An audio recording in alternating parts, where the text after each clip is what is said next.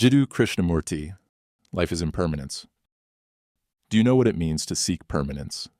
It means wanting pleasant things to last forever and unpleasant things to end as quickly as possible. We want our name to be remembered. We want fame. We want our material possessions to endure. We seek permanence in relationships, in work, in the image we hold of ourselves. We build a society that guarantees the continuity of our name, our property, our traditions. But life is not like that. Life is not permanent. Like the leaves falling from a tree, everything is impermanent. Nothing lasts. There is always change. There is always death. Have you ever looked at a bare tree silhouetted against the sky? In its nakedness, there is a poem, a quiet song. All its leaves are gone, and it waits for spring. And when spring comes, the tree is again filled with the music of leaves, and in time, they fall once more and are carried by the wind. This is life, but we don't want it this way. We cling to our children, our beliefs, our little virtues and traditions. We fear losing what we know. We fear death, and so we seek permanence. But life is not what we want it to be. Life is impermanence. This is the fact. Life is like a river, always moving, always flowing. It explores, it pushes, it overflows, it penetrates every crevice. It never stands still. But the mind does not want this.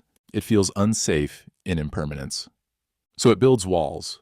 Walls of tradition, religion, politics, property, family, identity. Behind these walls there is fear, confusion, and sorrow. But life is movement, life is constant change, and it tries to break through these walls again and again. To a mind without walls, a mind without possessions, a mind that lives in the unknown, life is something extraordinary. That mind is life itself. Because life has no resting place. But most of us want to rest. We want a small house, a name, a job, a position. We believe these things matter. We build a culture around them. We dig a small hole and live in it. With our ambitions, our fears, our gods, our prayers. And we die there. We miss life, the life that is always moving, always changing, incredibly deep, full of beauty and energy. Have you ever sat quietly by a river and listened? You hear the sound of the water, the rhythm of the current. You feel the movement, a deep movement towards something vast. But in a small pond, there is no movement. The water is stagnant, and that is what most of us want. A small, still pool of existence, far from the river of life.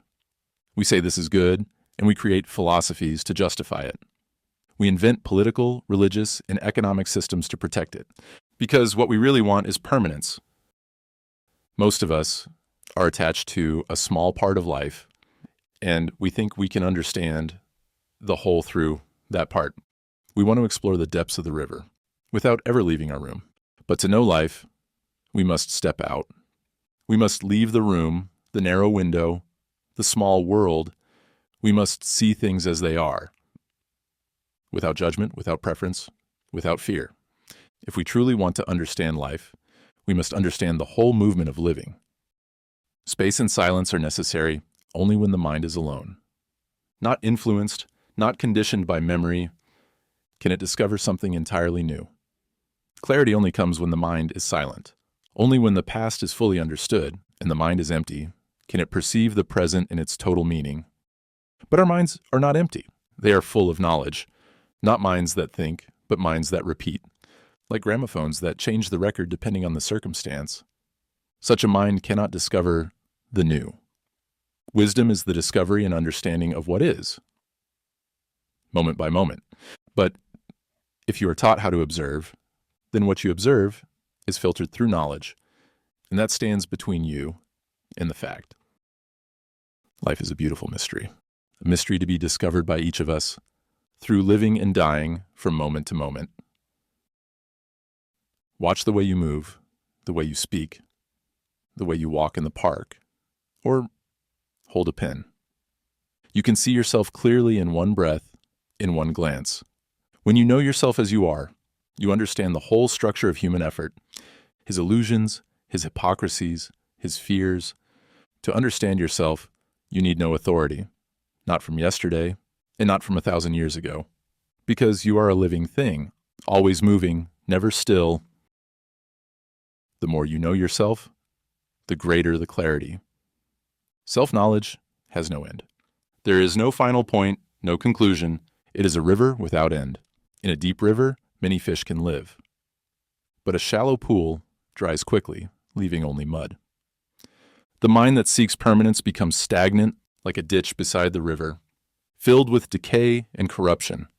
Only the mind with no walls, no anchors, no boundaries, that moves with life, that dares to explore. Only that mind can be happy, because it is always new.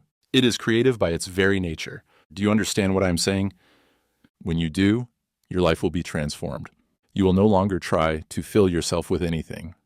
You will see that this urge to fill brings only sorrow and confusion. And when you truly understand, you begin to see the extraordinary truth of life. In that understanding, there is beauty, there is love, the flowering of real goodness, but the mind that seeks safety and permanence can only fall into darkness and decay. Once it falls, it becomes afraid to climb out, afraid to explore. But truth, God, reality, whatever name you give, is beyond that pit. It is beyond the walls. Do you know what religion is? It is not chanting, not rituals, not worshiping gods made of metal or stone. It is not found in temples or churches, not in reading scriptures or repeating sacred names. True religion is the feeling of goodness, the love that flows like a river, living, moving, eternal. In that state, all seeking comes to an end, and that end is the beginning of something entirely new. The search for God, for truth, for goodness, is not the cultivation of virtue, but the living experience of that sacred movement. That is real religion. But none of this is possible unless you leave the pit you dug for yourself and enter the river of life. Life will then take care of you in its own mysterious way, because you are no longer separate from it. You are part of it. And when that happens, there is no more question of safety, no more concern for what others think or say. And that is the beauty of life. The matrix is complex, but each of us holds a part of the solution. Drop your thoughts in the comments, and together we'll see beyond appearances.